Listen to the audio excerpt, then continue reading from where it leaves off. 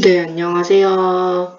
오늘 연말정산 연수 같이 한번 해보겠습니다. 먼저 2020년 연말정산 소득공제 해당 기간은 2020년 1월 1일부터 2020년 12월 31일까지입니다. 그래서 입력 및 서류 제출 기간은 2021년 1월 중인데 부서별 지정일자 별도 안내 좀 다릅니다. 그래서 나이스의 국세청 자료 업로드 하신 후 나이스 국세청 등 관련 서류를 출력물로 제출해 주시기 바랍니다. 기일 내에 미제출하신 분은 기본사항으로 정신 틀린다면 추가 공제 내용이나 수정사항이 있으신 분은 2021년 5월 30일까지 본인이 직접 주소지 관할 세무서에 종합소득세 확정신고를 하셔야 공제 혜택을 받을 수 있습니다. 그래서 이게 1월달에 못해도 기회는 있습니다. 근데 좀 번거롭겠죠? 본인이 가서 국세청 가서 해야 되거나 아니면 인터넷으로도 가능합니다. 저도 해봤습니다. 연말정산 간소화 서비스는 2021년 1월 15일부터 제공 예정이고 홈택스에서 연말정산 간소화하고 있습니다. 일괄 조회가 가능한데 일괄 조회는 건강보험, 국민연금, 보험료, 의료비, 교육비, 신용카드, 직불카드, 현금 영수증, 개인연금 저축계좌, 연금계좌, 주택자금, 주택마련저축, 장기집합, 투자증권저축, 소기업, 소상공인 공제부담금, 기부금 등이 일괄 조회 가능합니다. 일괄 조회할 때는 근로자 본인의 공인인증서가 반드시 필요하다고 나왔습니다. 그리고 간소화 서비스에서 조회되지 않은 자료도 있는데 그런 것들은 본인이 직접 준비해야 되고 부양가족 자료조회는 부양가족 본인의 사전 동의가 필요합니다. 하지만 2002년 1월 2일 이후 수생자는 동의가 불필요합니다. 이에 연말정산 간소화 서비스 이용에 관한 사항은 국세청으로 문의하시기 바랍니다. 제출 서류는 가나다, 스테이플러 사용 금지라고 합니다.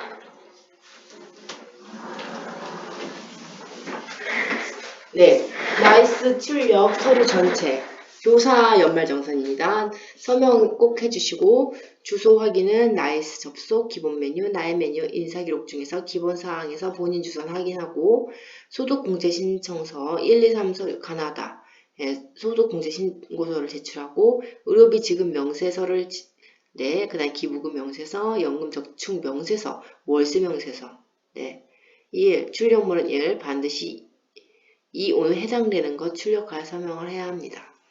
증빙자료는 간소화 서비스 출력물, 그 다음에 의료비, 기부금 등 국세청의 서류, 증명자료 필요하고 주민등록등본은 연말정산 해당 전 교직원 제출, 현금펜으로 가족 변동사항 확인 및 감사 시 확인 주민등록등본으로 가족관계가 확인되지 않는 경우 가족증명서도 제출해야 합니다. 작년에 제출했어도 내야 한다고 합니다. 그래서 주민등록 등본 발급은 정보24, 건물 등기비 등본 발급은 대법원 인터넷 등기서, 그 다음에 개별 주택 가격 확인 발급 안내는 유기정보24. 여기서 가능하고요. 모든 서류는 단면으로 출력하여 원본 제출하고 팩스 서류는 제출 불가하며 영수증 별첨 시 A4 용지에 붙여서 제출을 하셔야 합니다. 의료비 영수증 국세청에서 누락된 자료를 제출하실 때는 의사및 약사의 도장이 있는지 꼭 확인하시고 없을 시에는 제외된다고 합니다. 안경의 경우 사용자의 성명 및 시력 교정용임을 확인하여 발급한 영수증이 필요합니다. 주택자금 공제는 연말정산 간소화 서비스에 있다고 해서 모두 공제 대상 금액이 아닙니다. 그러니 신청하는 근로자는 공제 요건을 아래에서 확인 및 국세청 문의 후 입력하고 차고 입력으로 인해 발생한 가산세는 근로자 본인의 책임이라고 합니다. 연말정산 부담공제로 수정신고 시 신고 불성실 가산세, 납부 불성실 가산세가 부과됩니다. 넘어가겠습니다. 나이스 입력 방법은 나이스 접속, 나의 메뉴, 연말정산, 정상 공제자료 등록, PDF 업로드 하면 됩니다.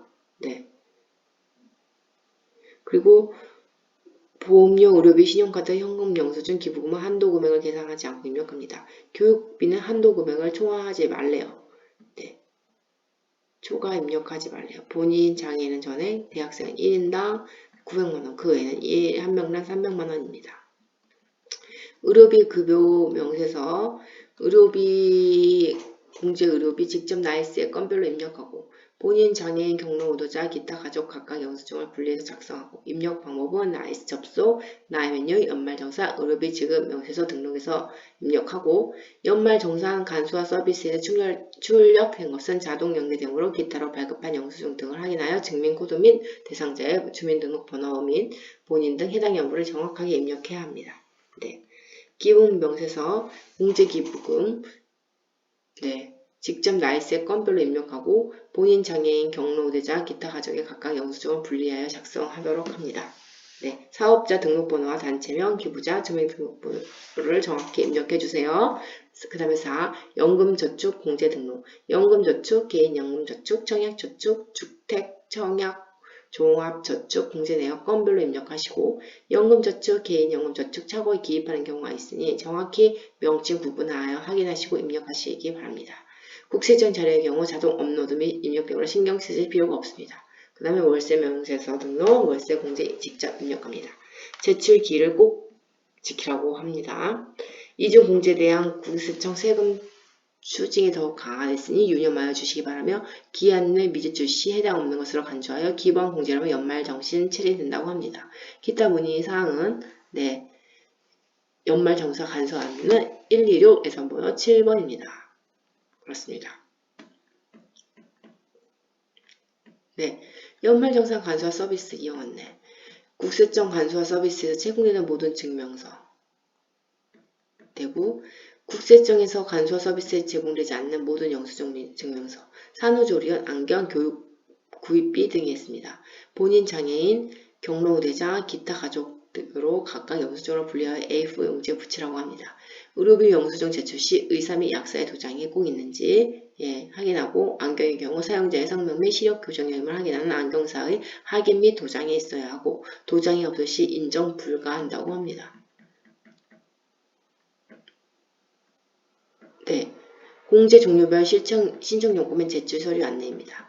먼저 본인은 공제 대상 별도 요건 없고 150만원이 공제됩니다.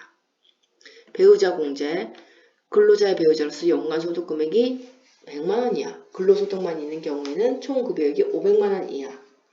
공제 금액은 150만원입니다. 공제 대상, 그 다음 부양가족 공제인데 근로자 본인이나 배우자와 생계를 같이 하는 부양가족. 그리고 연간 소득이 100만원 이하. 직계 좀비서, 형제자매, 동거입영자, 위탁아동, 수급자.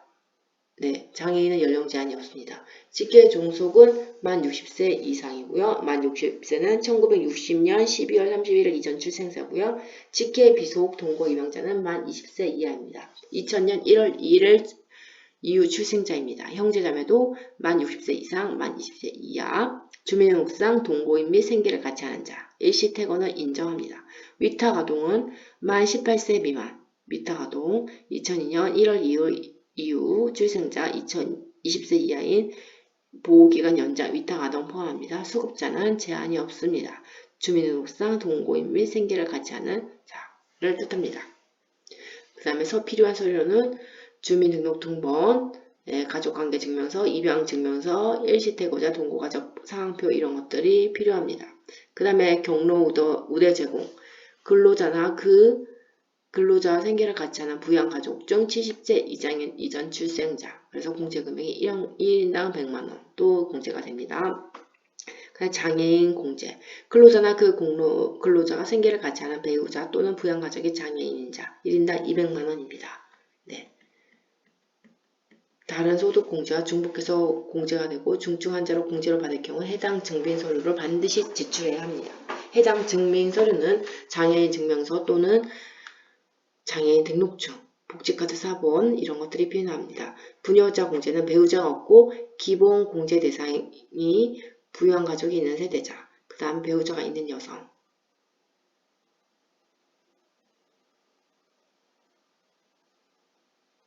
그 다음에 종합소득 3천만원 이하인 거주자. 연간 50만원. 부녀자 공제가 됩니다. 그 다음에 연간 3천만원은 총 급여액이 470만원 이 정도 된다고 합니다. 그 다음에 한부모 공제. 공제 대상은 배우자가 없는 거주자로서 기본 공제 대상자인 직계 비속 또는 입양자가 있는 경우를 뜻합니다. 부녀자 공제가 중복되는 경우 한부모 공제를 적용합니다. 한부모 공제가 조금 높죠. 연 100만원입니다. 그 다음에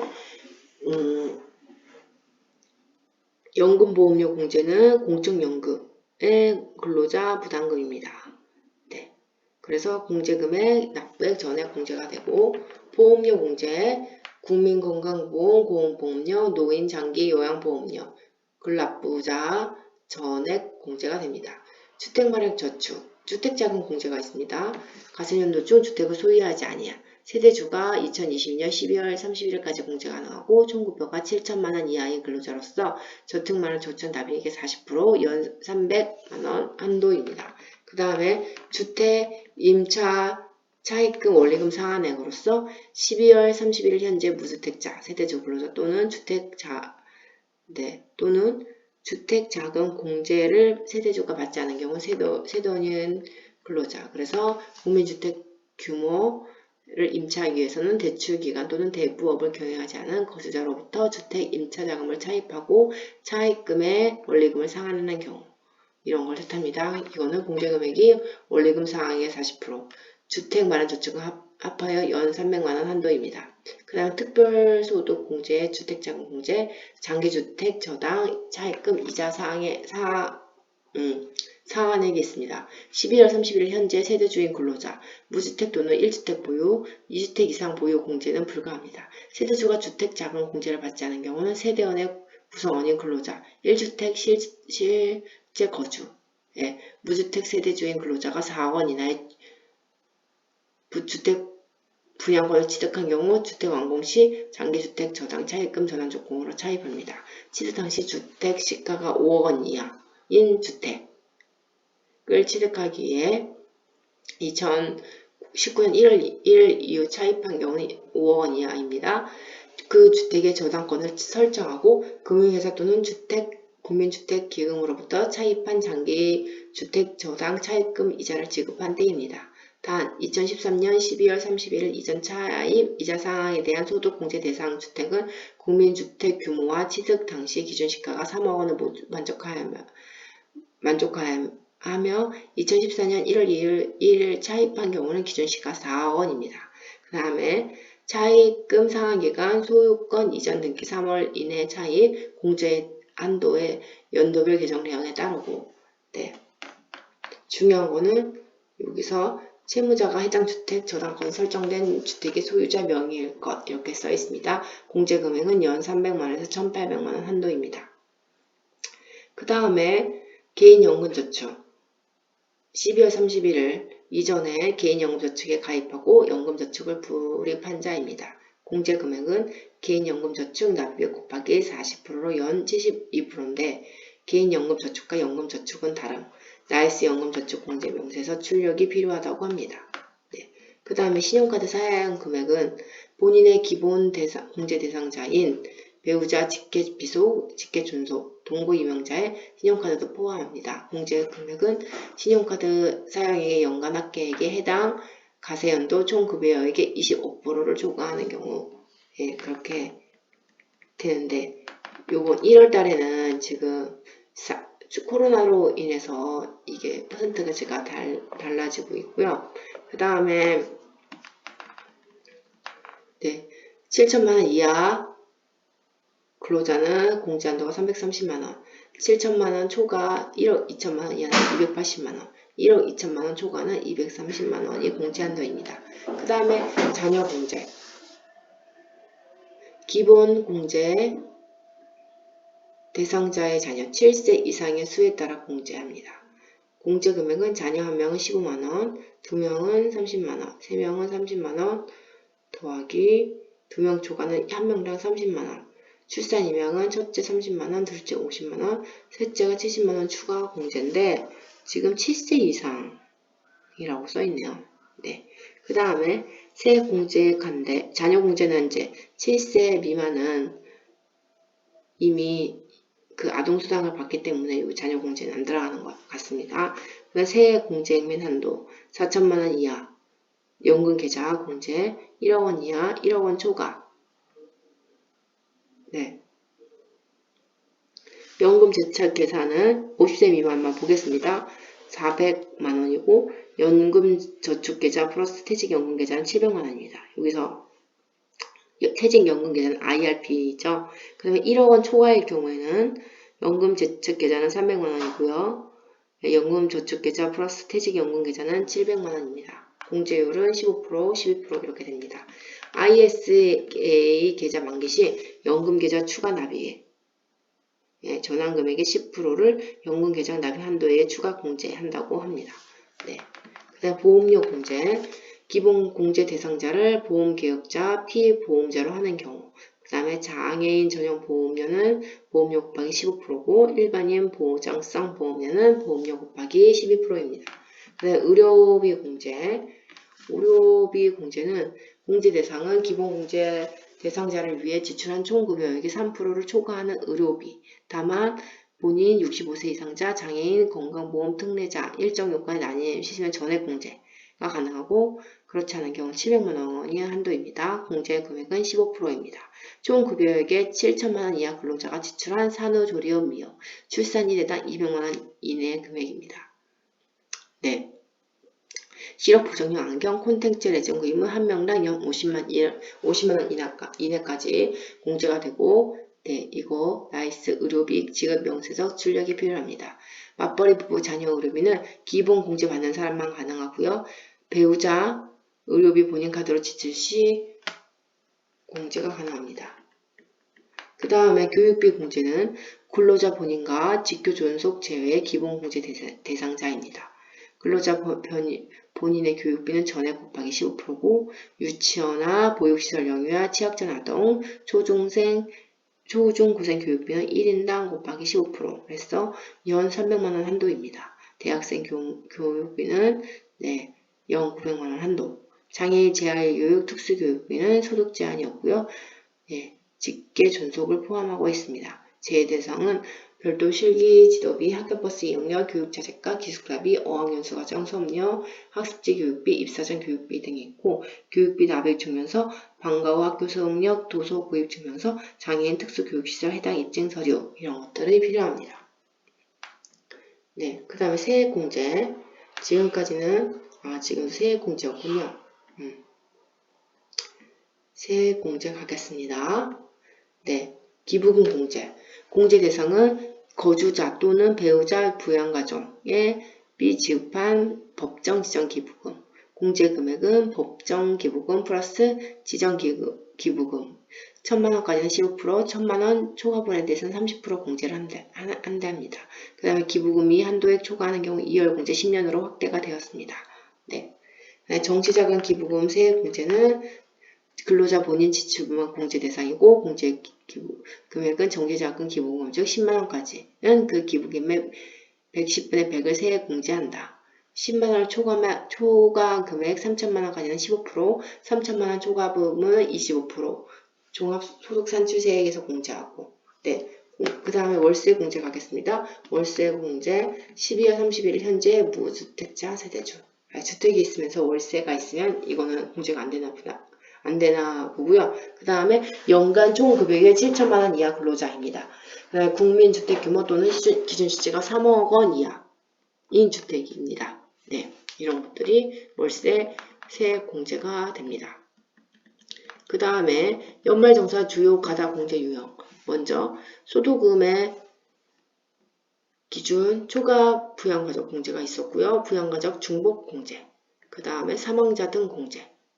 그 다음에 연금저축 가다 공제, 보험료 가당 공제, 교육비 가당 공제, 의료비 가당 공제, 주택자금 가다 공제, 신용 가다 공제. 그 다음에 맞벌이 공제 유의사항입니다. 네, 먼저 기본 공제는 서로에 대해 공제 불가하고 그의 부양가족은 부부 중 1인이 공제가 합니다. 추가 공제 불가합니다. 그 다음에 기본 공제 받는 자가 추가 공제 적용을 받았고 자녀 세액 공제는 기본 공제 받는 자가 공제합니다. 그다음 보험료 세액 공제는 본인, 계약자, 피보험자가 배우자인 경우 서로 기본 대상자가 아니므로 두 사람 모두 공제 불가하고 본인이 기본 공제를 적용받은 자녀의 보험료를 배우자가 지급하면 부부 모두 공제가 불가한다고 합니다.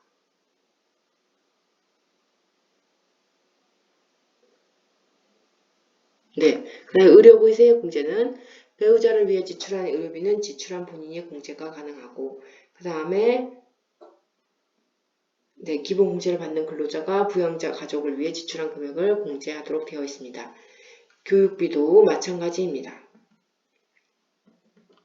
기부금은 본인 지출액을 배우자가 공제 불가능하고 그 다음에 부양가족이 지출한 기부금은 기본공제 받는 근로자가 공제하도록 합니다.